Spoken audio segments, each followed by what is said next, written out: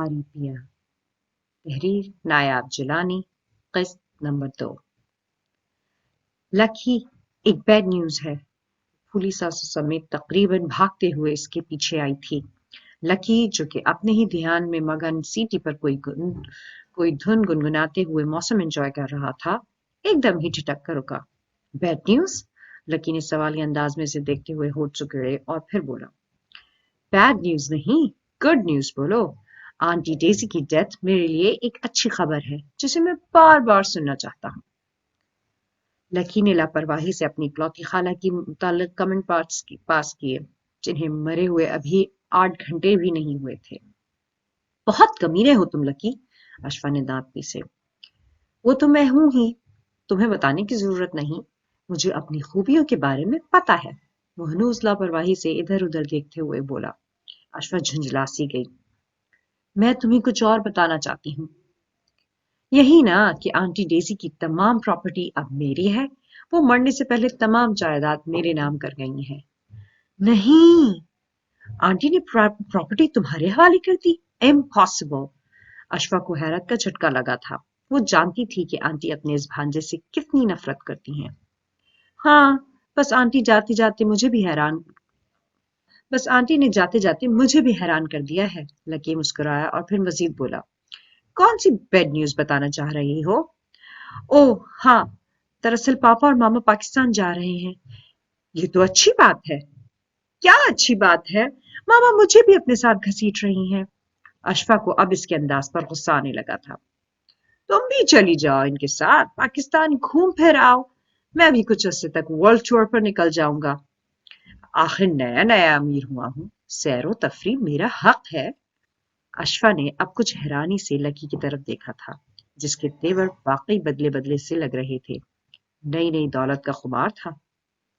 میری خواہش تو تھی کہ تم بھی میرے ساتھ جاتی، مگر خیر، میں تمہارا پروگرام کیوں خراب کروں؟ تمہاری ماما تو ویسے بھی مجھے پسند نہیں کرتی۔ اشفا جان گئی تھی کہ وہ اب صرف دامن بچانے کے لیے بہانے کر رہا ہے۔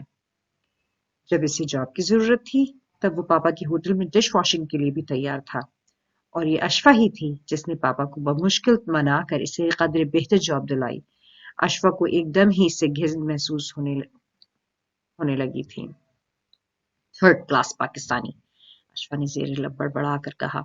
آنٹی ڈیزی کی مہربانی سے لکی کو گرین کارڈ تو مل ہی چکا تھا، اب وہ کسی نیشنلٹی ہولڈر لڑکی کی تلاش میں تھا تاکہ تمام پیپر کلیئر کروا سکے۔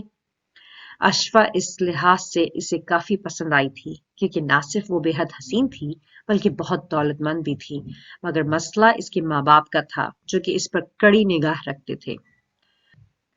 بائے اشفا، مجھے ایک ضروری کام یاد آ گیا ہے، پھر ملیں گے۔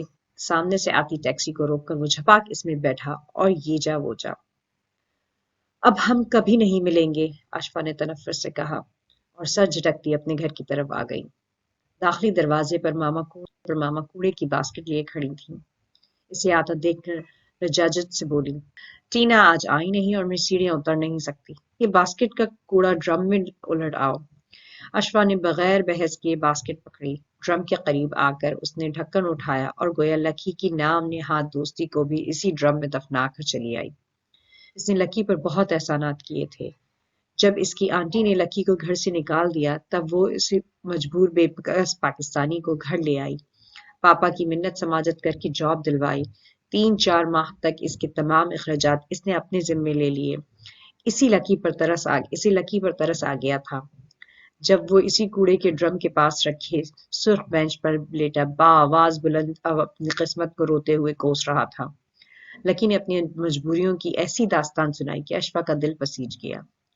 وہ لکی میں انٹرسٹڈ نہیں تھی، وہ تو صرف اس سے ہمدردی کر رہی تھی، مگر ماما نہ جانے کیا سمجھیں، انہوں نے لکی کو گھر سے نکال دیا۔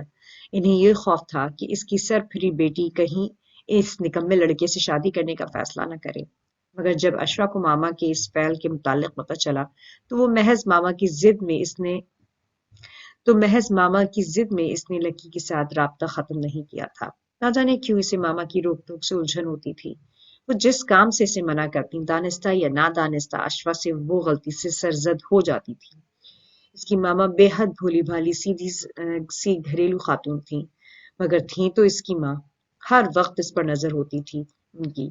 اشفا کہاں جا رہی ہے، کہاں سے آ رہی ہے، یونیورسٹی میں کون کون سے فرینڈز ہیں، انہیں مکمل خبر ہوتی تھی۔ End of episode 2.